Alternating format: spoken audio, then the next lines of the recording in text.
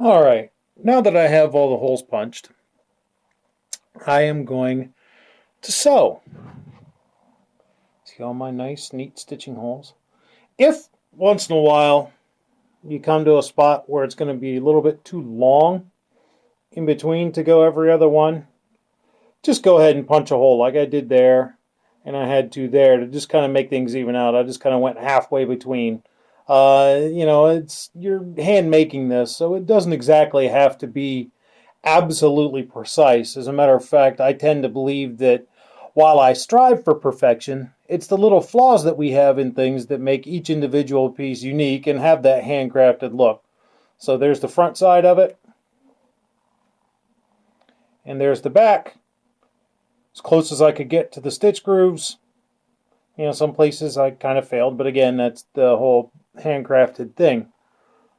Anyhow, I am going to stitch this with a material called artificial sinew. You can use a lot of stuff. You can use waxed cotton. You can use waxed nylon threads. If I'm going for something for strict reenactment purposes and I want to be as historically accurate as I can, I'm going to use a waxed linen.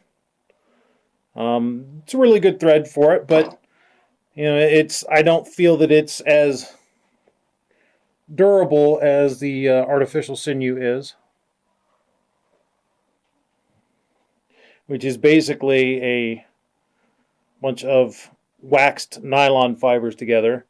But with the artificial sinew, just like real sinew, you can split it apart and kind of tear it down into smaller threads.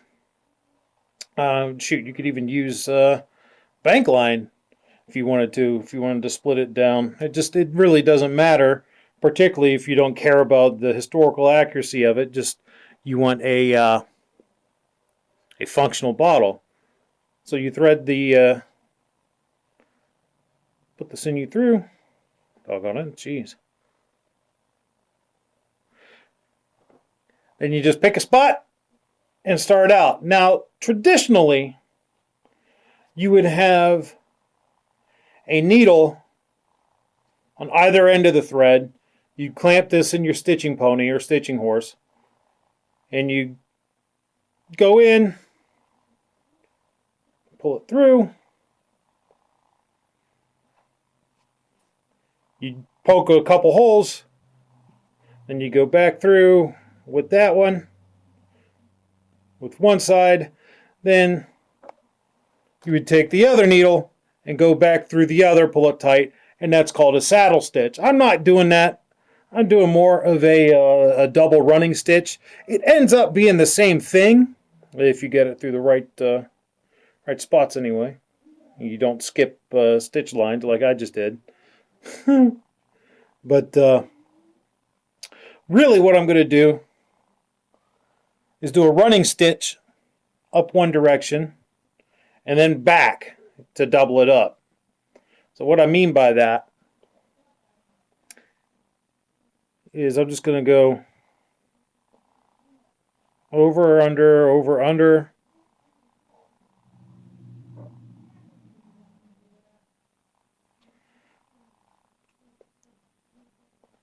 like so. Wow, I'm finding that trying to do this on video is kind of a pain in the butt.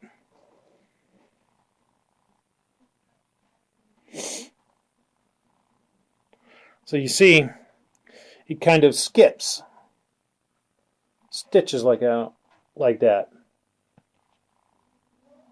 That's what you want to do. You want to do that all the way around and then come back. What that'll end up doing is making it the same thing as a saddle stitch. What I do when I start and when say I run out of thread and I have to start with new thread is I'll go up a couple stitches and then go back with it. And if I run into a spot where it's difficult, I'll use a pair of pliers to pull my needle through. Because as you go and you double back and forth on this, you're going to find that the holes that you've punched start to get a little crowded, which is a good thing because it's less likely to leak, but it becomes more difficult to pull your needle and thread through. Let's see how that ends up.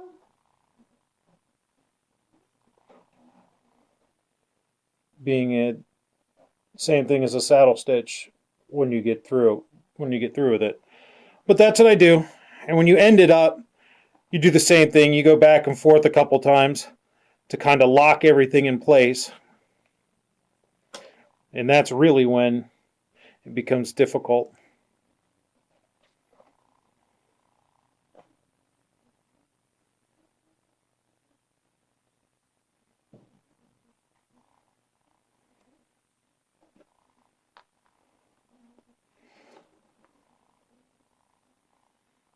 And you pull it tight.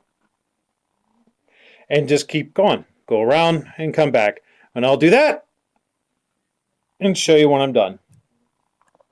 After you have everything sewn together, put your bottle in some water. Warm, cold, whatever, it doesn't really matter. The warm water does open the pores of the leather faster. And let it soak till the bubbles just about start coming out.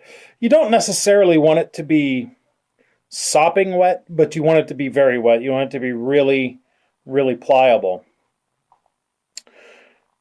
Next, when we have everything soaked,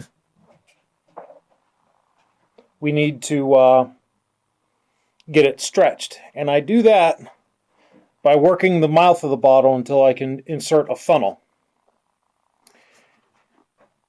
And I kind of blow in it, get a little space. And at that point, you have to stuff it. What I use is popcorn. Traditionally, they would use sand, but I find that popcorn is a lot easier to get out than all those little grains of sand when everything's dry. And it works really well. And of course, popcorn being food, it's food safe. So this is going to be a little bit difficult to do on the camera, but I'll try.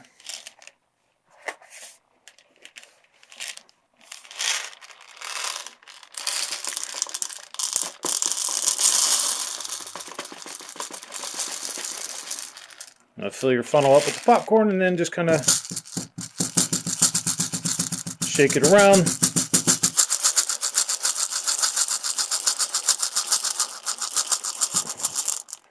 Till it all goes down in the bottle.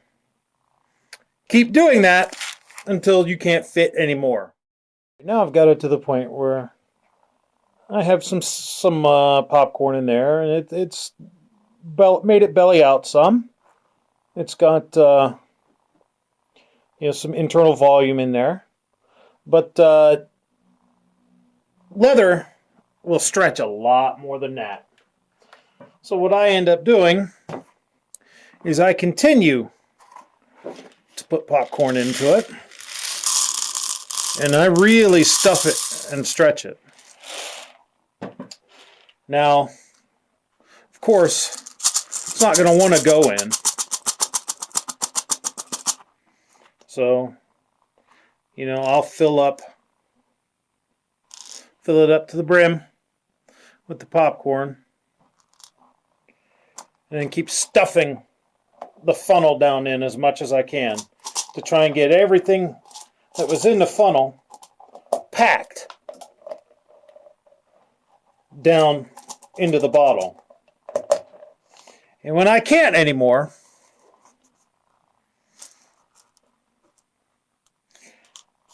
I'll use a piece of dowel to stuff it down in. And I'll use a mallet to keep stuffing. Pound it down in. Pound it all the way down in. Work it around. I don't know how much I can do on the camera here like this, but work it around to really get this starting to stretch out and make some more room to put more popcorn in there. And I'll keep doing that over and over again until I get it stuffed really tight and really full. So I'll be back when I get to that point. So now we have the bottle completely stuffed as far as it'll go. As you can see, there's a whole lot more room in there than I originally had. And because I oriented the grain, which is running this way on this side, and is running this way on that side, since I oriented the grain of the leather the same, it has stretched out evenly. It's not crooked, it's not misshapen, it's symmetrical. So now it's all dried. You got to get all the popcorn out of it. This is why I use popcorn as opposed to sand.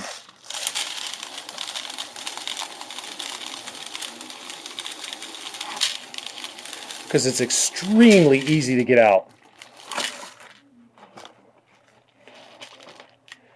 And despite being very easy,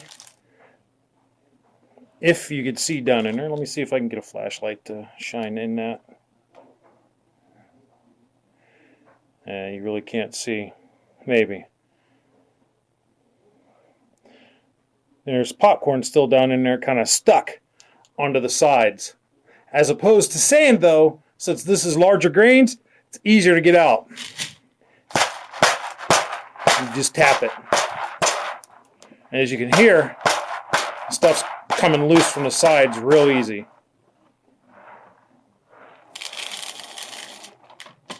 And you keep doing that. You tap it until no more comes out. And you take your dowel, run in there, try and work it along the seams as much as you can to try and get out any that's stuck. It's all good. Next thing you need to do is carve a stopper and then seal it. I'm not going to make you guys go through the tedium of watching me sand a piece of wood or carve it by knife and then sand it. But really, you just take whatever wood you want to use. I'm going to use a piece of cherry that I have. Carve a stopper for it that fits really tight. And you seal the whole thing with wax and then line it with pitch. We'll do that now.